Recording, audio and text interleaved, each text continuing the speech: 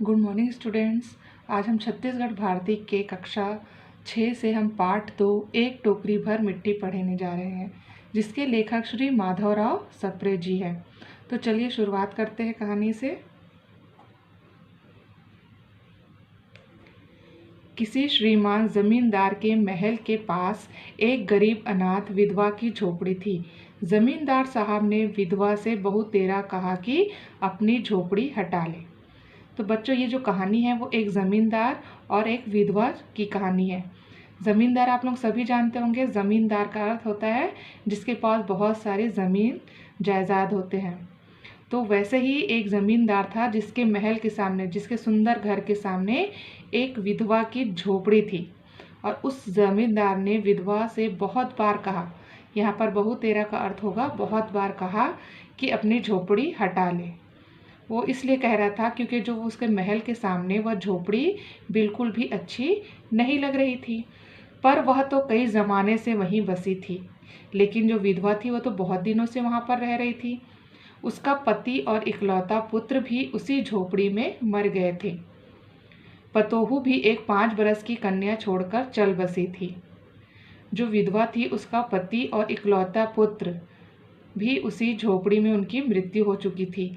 और साथ ही उनकी बहू, पतोहू का अर्थ होता है यहाँ पर बहू, भी एक 5 वर्षीय बालिका को छोड़कर वह भी चल बसी थी, अर्थात उसकी भी मृत्यु हो गई थी। अब यही उसकी पोती इस वृद्ध काल में उसका एकमात्र आधार थी। जो पोती थी वही एकमात्र आधार किसकी थी? विधवा की। जब कभी उसे अपनी पूर्व स्थिति की याद आती तो मारे दुख के फुट फुट कर रोने लगती। जब भी विधवा को अपनी पुरानी यादें आती तो वह बहुत ज़ोर ज़ोर से चिल्ला चिल्ला कर रोने लगती। और जब से उसने अपने श्रीमान पड़ोसी की इच्छा का हाल सुना, तब से तो वह मृत प्राय हो गई थी। और वैसे तो वह बहुत पुरानी यादों को याद कर करके बहुत रोती थी, लेकिन जब से उसे ये पता चला कि जो श्रीमान है ज़मींदार, वह उसको खाली करने के लिए कह रहे हैं झोपड़ी, तो वो और ज़्यादा मरने के समान हो गई थी। उस झोपड़ी में उसका मन लग गया था। बिना मरे वहाँ से वहाँ निकलना नहीं चाहती थी। श्रीमान के सब प्रयत्न निष्फल हो गए थे।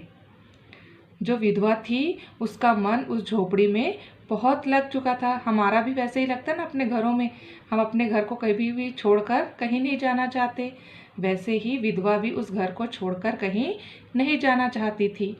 लेकिन जो श्रीमान ज़मींदार थे उन्होंने भी बहुत कोशिश की, लेकिन वह सभी कोशिशें उनकी असफल होती गई।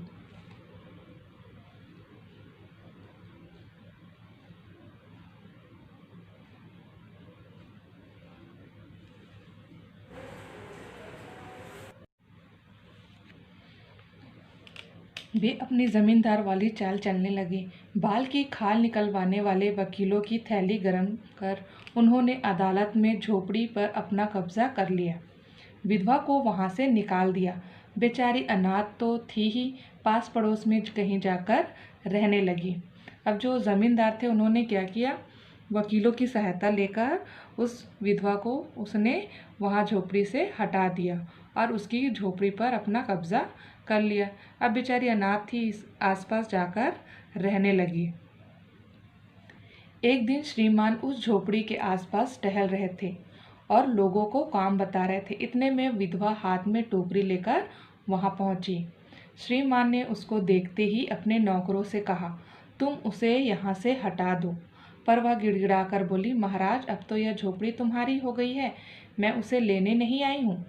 एक दिन होता है ऐसा कि जो श्रीमान ज़मींदार है वो आसपास उसके टहल रहे होते हैं, तभी वहाँ पर विधवा पहुँचती है। तो जो ज़मींदार थे वो अपने नौकर से कहते कि उसे कहिए कि वहाँ से चले जाए।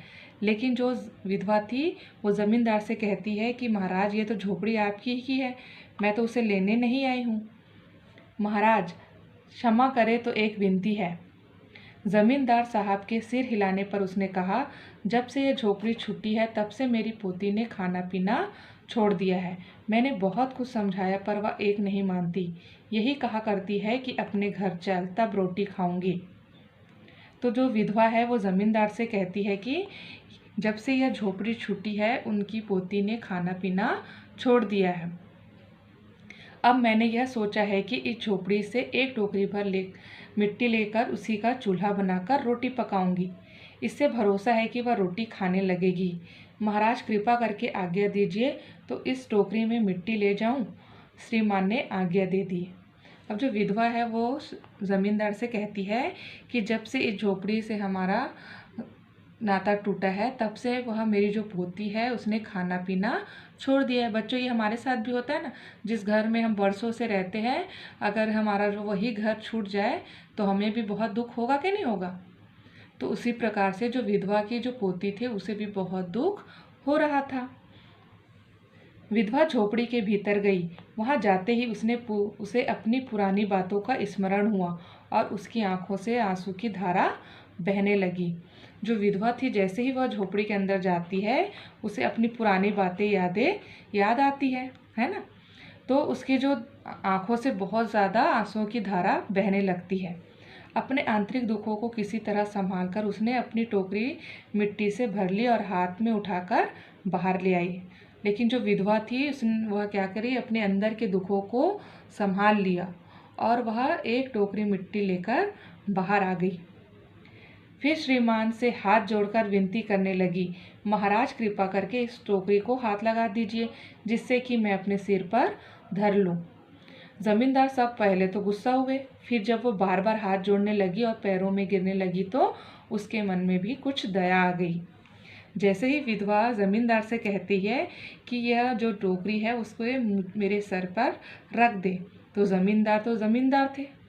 उन्हें गुस्सा आया कि ये जो विधवा है वो उन्हें कैसे कह रही है उनका काम करने के लिए, है ना।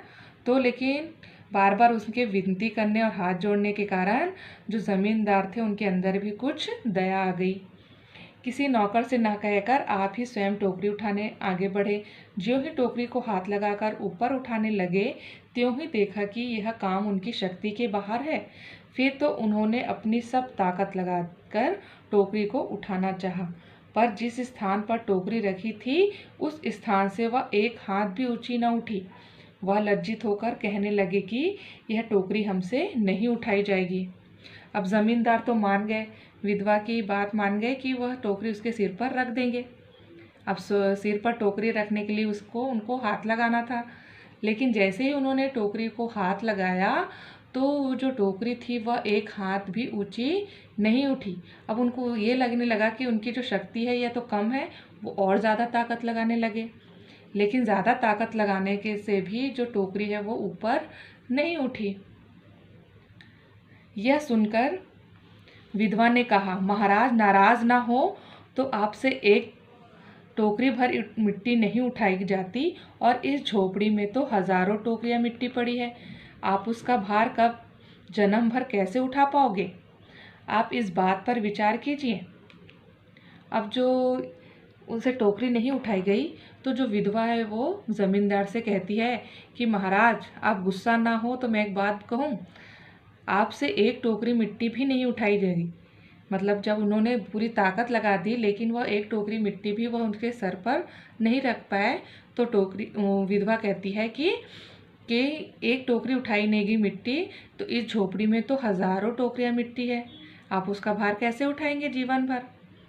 इस बात पर विचार कीजिए महाराज। जमींदार साहब धन मत से गर्वित हो अपना कर्तव्य भूल गए थे, पर विधवा के कहे हुए वचन सुनते ही उनकी आंखें खुल गई। कृत कर्म का पश्चाताप उन्होंने विधवा से क्षमा मांगी और झोपड़ी वापस दे दी। जैसे ही विधवा ने ये सब बात कही तो जो जमींदार साहब धन मत से गर्वित, मतलब कि बहुत ज़्यादा धन होने के कारण वे बहुत घमंड करने लगे थे और घमंड होने के कारण वे सारे अपने कर्तव्य भूल चुके थे। लेकिन विधवा की कही बात से उनकी आंखें खुल गई और कृत कर्म मतलब कि अपने द्वारा किया हुआ कार्य, है ना। तो ज़मींदार को उनको अपना किया हुआ कार्य याद आने लगा और उसके कारण उन्होंने अपने काम के लिए पश्चाताप किया। पश्चाताप करने के बाद विधवा से क्षमा मांगी, यानी कि माफ़ी मांगी और उससे वह झोपड़ी वापस कर दी। तो बच्चों हमें ये जो कहानी है हम इनसे क्या सीखते हैं, है ना? कुछ तो सीखे होंगे ना।